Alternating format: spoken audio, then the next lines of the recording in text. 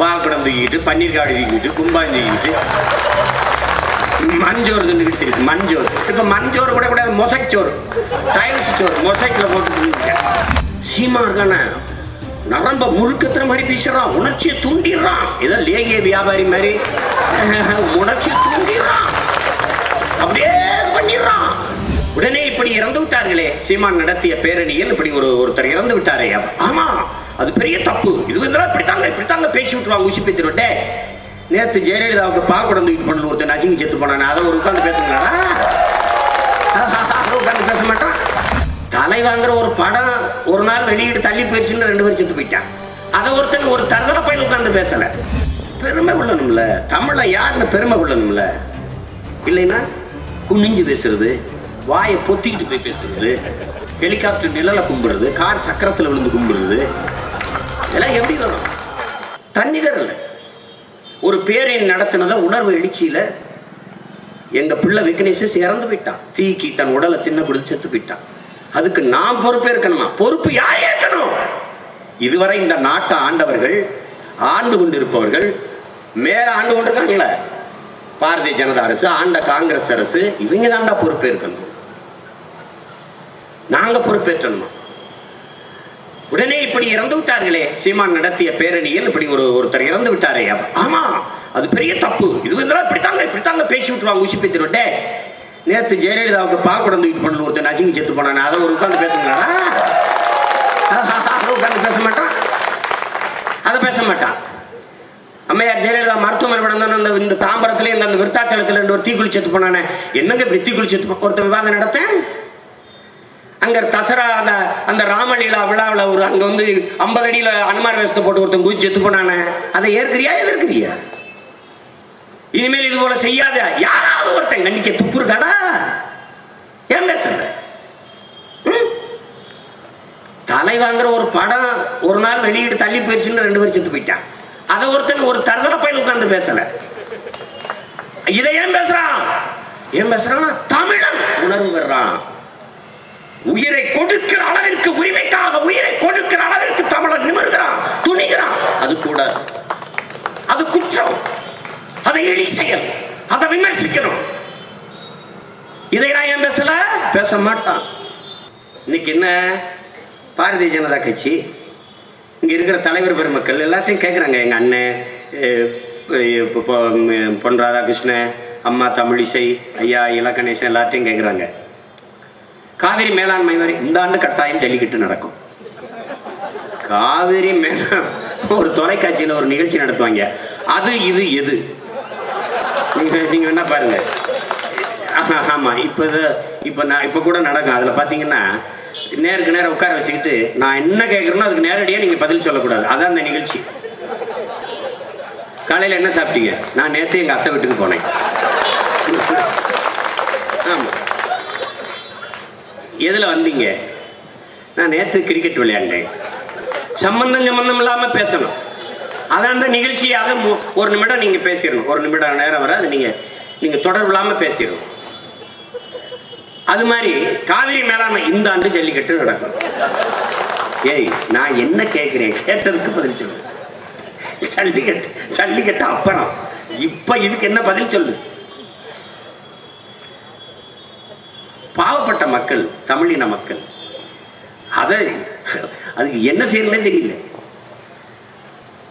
ஒரு தம்பி எழுதுறான், அன்னைக்கு ஐயா கருணாநிதி ஒரு சட்டசபை கட்டிடம் கட்டினாரு, தலைமைச் செயலகம். ஐயா கலைஞர் கட்டிய தலைமைச் செயலகம் இன்னைக்கு மருத்துவமனை ஆயிடுச்சு. இன்னைக்கு ஒரு மருத்துவமனையே தலைமைச் செயலகமா ஆயிடுச்சு போடுறான் ஒருத்தர். இந்த நாட்டு மக்களுக்கு அறிவு இருந்தா, அரசியல் தெளிவு இருந்தா சிந்திச்சு பாருங்க. இது ஒரு நாடு, விடுதலை பெற்ற நாடு, ஆசிய கண்டத்திலே மிகப்பெரிய துணைக்கண்டம், வளர்கிற வல்லாதிக்கம், பெருங்கனவோடு இருக்கு. 130 கோடி மக்களை கொண்ட நாடு, மிகப்பெரிய கனவு வச்சிருக்கு. உலகத்தில் மிகப்பெரிய வல்லாதிக்க நாடா வந்துடணும்னு ஒரு கனவு வச்சிருக்கு. இந்த நாட்டில் அம்மையார் சோனியா காந்தி, மூத்த தலைவர், காங்கிரஸ் கட்சியின் தலைவர், அவருக்கு உடம்பு முடியலன்னா அமெரிக்காவுக்கு போய் படுக்க வேண்டியது இருக்கு. சகோதரர் யுவராஜ் சிங், அவருக்கு புற்றுநோய், சொந்த நாட்டுல இவ்வளவு பெரிய நாடு, இவ்வளவு அறிவியல் தொழில்நுட்பம் வளர்ந்து வருது, டிஜிட்டல் இந்தியா வருது, டிஜிட்டல் சிட்டி வருது, ஸ்மார்ட் சிட்டி வருது, எல்லாம் வருது, எல்லாம் வருது. ஆனா புற்றுநோய்க்கு வைத்தியம் பார்க்க அவர் அமெரிக்கா போறாரு. இவ்வளவு பெரிய நாடு தமிழ்நாடு. தமிழ்நாட்டின் முதன்மை அமைச்சர் அம்மையார் ஜெயலலிதா அவர்கள் உடல்நிலை சரியில்லை. அவர் தான் சொல்றாரு உலக தரத்திற்கு அரசு மருத்துவமனை உயர்த்திட்டேன். ஆனா அங்க போய் படுக்கல, அப்போலோ தனியார் மருத்துவமனை போய் படுக்கல. அப்படின்னா என்ன அர்த்தம்? அரசு மருத்துவமனை அவ்வளவு கேவலமா இருக்குன்னு அர்த்தம். அங்க போய் படுத்தா அன்னைக்கே முடிஞ்சிரும்னு அர்த்தம். அதான் ஒருத்தர் எழுதுறானே, தற்கொலை செய்வதற்காக விஷம் குடித்தேன், பிழைத்துக் கொண்டேன். விஷத்தில் கலப்படம், மருத்துவமனையில் சேர்த்தார்கள், செத்து போனேன். ஏன்? மருந்தில் கலப்படம். இதான் இங்க இருக்க நிலைமை. இப்ப என்ன நீங்க புரிஞ்சுக்கணும்னா, இவ்வளவு பெரிய நாட்டில் இத்தனை ஆண்டுகள் இந்த நாட்டை நிர்வகித்த தலைமை அமைச்சர்களே அவர்கள் நடத்துகிற அரசு மருத்துவமனையில் படுத்து வைத்தியம் செய்ய முடியாது, தரமில்லாத நிலை இருக்கிறது. எத்தனை லட்சம் மருத்துவர்களை ஆண்டு ஒன்றுக்கு உருவாக்குகிற நாடு இந்த நாட்டின் தலைவர்களுக்கு, இந்த நாட்டை ஆளுகிற அமைச்சர்களுக்கு, முதன்மை அமைச்சருக்கு மருத்துவம் செய்ய இந்தியாவிற்குள் ஒரு மருத்துவர் இல்லை. லண்டன்ல இருந்து ரிச்சார்டு ஒருத்தர் வராரு, சிங்கப்பூர்ல இருந்து கொஞ்சம் பேர் வராங்க. நாங்கெல்லாம் எங்களுக்கெல்லாம் உடம்பு முடியலன்னா எங்கடா போறது? எங்க சுடுகாடுக்கு நேற்று நேரம் அங்க போறதா? இப்ப இடைத்தேர்தலா நடக்கும், கோயில் திருவிழா போல இருக்கும். திருவிழா தானே, திருவிழானா நம்ம கிடா வெட்டுவோம், சாராயம் கட்சி குடிப்போம், ஆட்டம் பாட்டம் நடக்கும். அதெல்லாம் 3 தொகுதியிலும் நடக்குமே. தடை இல்லாம சாராயம் ஓடும், காசு கை நிறைய வரும். அடமான வச்ச பைக்கை ஏன்டா திருப்பாம இருக்கிறான்னா, இல்லைன்னா இடைத்தேர்தல் வரப்போகுதுன்னா எப்படி அவங்க திருப்பி கொடுப்பாங்கன்னு ஒரு தம்பி ஒருத்தன் சொல்றான். புதுக்கோட்டையில இடைத்தேர்தல், புதுக்கோட்டையில மக்கள் தெருவிறங்கி போராடிய போராட்டம் எது தெரியுமா நண்பிற்குரிய சொந்தங்களே? தெருவில் இறங்கி மக்கள் போராடினார்கள். எதற்கு? நதிநீர் உரிமைக்கா, பள்ளி கட்டண குறைப்புக்கா, பேருந்து கட்டண குறைப்புக்கா? எதற்காக? விலைவாசி உயர்வை குறைக்கவா? இல்ல, அந்த தெருவில் 500 ரூபாய் கொடுத்துட்டு இந்த தெருவில் 200 ரூபாய் கொடுத்துட்டான். ஏன்? இந்த உரிமைக்கு. பிச்சை எடுக்கிறதுல பெருமை. அவனுக்கு 500 ரூபாய் பிச்சை போட்டு எனக்கு 200 ரூபாய் போட்ட உரிமை. திருச்சியில என் தம்பி வாக்கு கேட்டு போயிட்டு இருக்கான். ஒரு வீட்டு வாசல் உட்கார்ந்த ஒரு பெரியவர், எனக்கிட்ட ஏன் ஓட்டு உனக்கு கிடையாது, நான் திமுக அடிமை அப்படின்னு. டேய், அடிமைங்கிறதையே பெருமையா சொன்ன கேடுகட்ட மக்கள் நீங்க தான் உலகத்துல. நான் திமுக அடிமை என்பதை ஒருத்தன் பெருமையா சொல்றான். இந்த மாதிரி அவருக்கும் சேர்த்தா நம்ம போராட வேண்டியிருக்கு. இந்த இன மக்கள் என்ன செய்யறதுன்னு பாரு. இப்ப மறுபடியும் அதான் நடக்க போகுது. இப்ப இடைத்தேர்தல் நிறுத்திட்டாங்க. ஏன் நிறுத்தினாங்க? அந்த தேர்தல், இப்ப இடைத்தேர்தல் வருது, தேர்தலில் நிறுத்தினாங்க. அரவக்குறிச்சி, தஞ்சாவூர்ல தேர்தல் ஆணையம் சொல்லுது அளவுக்கு அதிகமாக பணம் பட்டுவாடா செய்யப்பட்டது அப்படின்னா. மற்ற தொகுதியில என்ன அர்த்தம்? மற்ற தொகுதியில ஓரளவுக்கு பரவாயில்லாம கொடுத்தாங்க, இங்க கொஞ்சம் அளவுக்கு அதிகமா கொடுத்தாங்க. அவர் லகானின்னு ஒரு ஐயா இருக்காரு, அவர் வருவாரு. பறக்கும் படை போட்டிருக்கோம். பறக்கும் படை என்ன தெரியுமா செய்ய? சாலையில் நின்றுக்கிற அப்படி அம்மாவை ஆஸ்பத்திரியில் சேர்த்து அறுவை சிகிச்சைக்கு தாலி தங்கத்தெல்லாம் அடமான வச்சுட்டு பணத்தை கொண்டு போகாம பறிச்சுக்கிறோம். நெல் முட்டையை வித்துட்டு விவசாயி வீட்டு காசு கொண்டு போகாம பறிச்சுக்கிறோம். வியாபாரி 15 நாளைக்கு சரக்கு எடுக்க போவான், மொத்தமாக ஒரு கடையில் சரக்கு எடுக்க பணத்தை கொண்டு போகாம பறிச்சுக்கிறோம். வீட்டில் போய் பிச்சை எடுக்க வேண்டியதுதான். ஆனால் பணம் கொடுக்கப்படுகிற போது, பணம் கொடுக்கும் போது, வாங்கும் போது ஒரு 100 பேரையாவது கைது செய்தது என்று இந்த பறக்கும் படை செய்யாது. ஏன்? அதெல்லாம் அதுக்கு வேலை. இப்ப இந்த இடைத்தேர்தல் நடக்குது. தேர்தல் ஆணையத்திற்கு நாங்க அன்பாக ஒரு கோரிக்கை வைக்கிறோம், வேண்டுகோளை வைக்கிறோம். எந்த காரணத்திற்காக தேர்தலை நீங்க தள்ளி வச்சீங்களோ அது இப்ப நடக்காம நீங்க பாத்துக்கணும். அதுதான் உண்மையான ஜனநாயகம். அதான் சரியான தேர்தல் ஆணையத்துக்கு அழகு. நீங்க மறுபடியும் காசு கொடுத்தாங்களா போன அளவுக்கு இல்லை, இப்ப கொஞ்சம் பரவாயில்லைன்னீங்கன்னா அது கஷ்டம். ராமநாதபுரத்தை ஆண்ட சேதுபதி மண்ணு வெள்ளக்காரன் கப்பம் கட்ட சொல்றான், முடியாதுங்கிறாரு. கைது பண்ணி சிறையில் போட்டான். ஓராண்டு காலம் உள்ளே கிடக்குறாரு. கொஞ்சம் கூட சமரசம் செய்து கொள்ளல, சிறைக்குள்ளே இருக்காரு. கெஞ்சராம வெள்ளக்காரன் சேதுபதி ஒப்புக்கு ஒரு பைசா கட்டுவா, ஒரு காசியா, ஒரு காசு, ஒரு காசு கப்பம் கட்டு, ஒரு காசு ஒப்புக்கு, ஒரு பேருக்கு. சேதுபதி வெள்ளக்காரனுக்கு கப்பம் கட்டினாங்கிற ஒரு பேருக்கு ₹1 ஒரு காசு கட்டியா உன்னை விடுதலை செஞ்சிருங்க. ஒத்த பைசா கிடையாதுரா. நான் சிறைக்கிலே கிடந்து செத்தாலும் ஜாவனே ஒழிய அடிமையாக இருந்த அந்நியர் உனக்கு நான் கப்பம் கட்ட மாட்டேன். கொஞ்ச நெஞ்ச பேரா அந்த மானமிக்க மறவர் கூட்டத்தில் வந்ததுதான் மண்டிட்டு கிடக்கு. மண்டிட்டு பாக்குடம் தூக்கிட்டு, பன்னீர் காடி தூக்கிட்டு, கும்பாஞ்சி தூக்கிட்டு, மஞ்சோறு தின்னுக்கிட்டு இருக்கு. மஞ்சோறு மஞ்சோறு மஞ்சோறு இப்ப மஞ்சோறு கூட கூடாது, மொசைக் சோறு, டைல்ஸ் சோறு மொசைக்ல போட்டு. தமிழர்கள் வந்து தமிழர்கள் தமிழர்கள் என்று உணர்ந்துடக்கூடாது, தமிழர்கள் நிமிர்ந்துடக்கூடாது, தமிழர்கள் என்று பேசிடக்கூடாது, தமிழர்கள் உணர்வு விட்டுறக்கூடாது.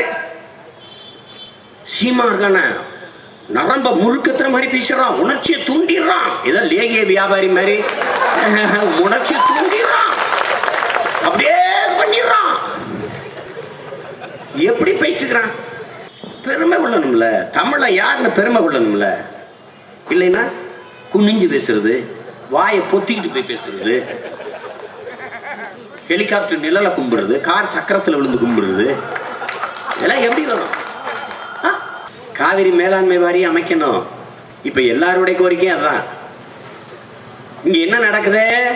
நாம அப்பன் செத்துட்டான்னு அழுதுகிட்டு இருக்கோம், ஆனா கொன்னவனும் கூட நின்று அழுகிறேன். அதாங்க இருக்கிற பிரச்சனை. யாரு? திமுகவும் நெத்தி கட்சி கூட்டம் போடுது, திமுகவும் காவிரி நதி நீருக்காக போராடுது. இந்த உரிமைகளை எல்லாம் இழந்து நாம் இந்த நிலையில் நிற்பதற்கு காரணம் இந்த கட்சிகளும் ஆட்சிகளும் தான். இன்னைக்கு காவிரி மேலாண்மை வாரியம் அமைக்க வேண்டும். மத்தியிலே ஆளுகிற பாரதிய ஜனதா அரசு தமிழ் மக்களுக்கு துரோகம் செய்கிறது என்று காங்கிரஸ் கட்சி பேசுகிறது. எங்க இருக்கிறது? இங்க இருக்கிற காங்கிரஸ் கட்சி. ஆனால் காவிரி மேலாண்மை வாரியம் அமைக்க விடாமல் தடுப்பதும், காவிரி நதி நீரை தர முடியாது என்று மறுப்பதும் கர்நாடக ஆளுகிற காங்கிரஸ் கட்சி. அன்பிற்குரிய சொந்தங்களை, அறிவார்ந்த எனது இன மக்களே, எல்லாவற்றுக்கும் காங்கிரஸ் ஒரு கருத்து வச்சிருக்கு. எல்லை தாண்டி தீவிரவாதிகள் வந்தார்கள், உடனடியாக நாங்கள் பதில் தாக்குதல் நடத்தினோம், அவர்கள் இட்டிருந்த முகாம்களை அடித்து தகர்த்தோம் என்று ஐயா மோடி அரசு கொண்டாடுது. அதற்கு ஒரு கருத்தை ஐயா ராகுல் காந்தி சொல்றாங்க. ராணுவ வீரர்களின் தியாகத்தில், அவர்களுடைய ஈகத்தில் அரசியல் செய்து கொண்டிருக்கிறார் மோடி என்று ஒரு கருத்தை சொல்றாரு. ஆனா காவிரி மேலாண்மை வாரியம் அமைக்க மறுக்குது பாரதிய ஜனதா, அதனுடைய ஆட்சி. இப்ப இந்த காவிரி மேலாண்மை வாரியம் அமைக்க மறுக்குது. நாடெங்கிலும் கிளர்ச்சி, தமிழ்நாடு முழுக்க எல்லா கட்சிகளும் ஏறக்குறைய போராடுது. அதுல ஐயா ராகுல் காந்தியின் கருத்து என்ன? அம்மையார் சோனியா காந்தியின் கருத்து என்ன? இல்ல. ஏன் இதை சொல்றோம்? நுட்பமாக இதை பார்க்கணும். இரண்டு கட்சிக்கும் ஒரே நிலைப்பாடுதான், பாரதிய ஜனதாவுக்கும் காங்கிரசுக்கும். தமிழன் உரிமை, தமிழன் உணர்வு, தமிழன் உயிர் என்றால் அவர்கள் சுத்தமாக மதிக்க மாட்டாங்க. அவர்களுக்கு தமிழன் வாக்கு வேண்டும், தமிழன் வாக்க வேண்டியதில்லை. தமிழன் ஓட்டு வேண்டும், தமிழன் உயிரோ உரிமையோ அவர்களுக்கு முக்கியம் இல்லை. இதான் அங்க இருக்கிற பிரச்சனை. ஏன் அம்மையார் சோனியா காந்தி ஒரு வார்த்தை சொல்லல? சீதாராமையார் அப்படிலாம் சொல்லாதீங்க, செய்யாதீங்க. உச்ச நீதிமன்றம் என்ன சொல்லுதோ அதை கேட்டு அந்த நதி நீரை கொடுங்க தமிழர்களுக்கு சொல்ல முடியாது. சொன்னால் மறுபடி பாரதிய ஜனதா வென்றும். கர்நாடகாவில் மோடி ஐயா இன்னைக்கு காவிரி மேலாண்மை வாரியத்தை அமைச்சா மறுபடியும் காங்கிரஸ் தான் வென்று. நடக்க இருக்கிற பாராளுமன்ற தேர்தலில் 2019 நடக்க இருக்கிற பாராளுமன்ற தேர்தலில் அங்க அதிக இடங்களை காங்கிரஸ் கைப்பற்றிடும். இந்த கட்சிகள் எல்லாம் தேசிய கட்சிகள், தேசத்தின் நலன், இறையாண்மை, ஒருமைப்பாடு, தேச ஒற்றுமையை பேசக்கூடிய கட்சிகள். ஆனால் கர்நாடக மாநிலம் என்று வருகிற போது அந்த மாநிலத்தின் கட்சியாக மாறி நிற்பதை நாம் பார்க்கிறோம். அந்த மாநில மக்களின் நலனையே முக்கியமாக கருதுவதை நாம் பார்க்கிறோம். ஆந்திரால கோதாவரியில புனித நீர் ஆட வரும்போது நெரிசல்ல சிக்கி ஒரு 19 பேர் இறந்து போறாங்க. அரை மணி நேரத்தில் நாட்டினுடைய பிரதம அமைச்சர் முதன்மை அமைச்சர் ஐயா மோடி அவர்கள் வருத்தம் தெரிவிக்கிறாங்க. கேரளால கோயில் திருவிழாவில் பட்டாசு வெடிக்கிறாங்க. அது ஒரு விபத்தாகி பெருநெருப்பா பற்றி ஒரு 100 பேர் காயம் பட்டுறாங்க, கொஞ்சம் பேர் இறந்து போறாங்க. தனி விமானத்தில் வந்து மருத்துவமனையில் காயம் பட்டவங்களை பார்த்து இறந்த ஒரு குடும்பத்துக்குள்ள ஆறுதல் சொல்றாரு. இதெல்லாம் உடனே நடக்குது. ஆனா ஆந்திர காட்டுக்குள்ள 20 பேர் செம்மரக்கட்டையை வெட்ட வந்தான்னு சுட்டு செத்து கிடக்குறான். அப்படியே கமலை புணமா கிடக்குறான். ஒரு வருத்தம் இல்லை. இந்த செயல் கொடுமையானது. ஒரு மரக்கட்டைக்கு இருக்கிற மதிப்பு மனித உயிருக்கு இல்லையா? இது கொடுமை. இந்த மண்ணின் வளங்கள் மக்களுக்குத்தானே என்று பேச ஒருத்தன் அப்படின்னு என்ன அர்த்தம்? நீ நாதியற்றவன் என்று அர்த்தம்.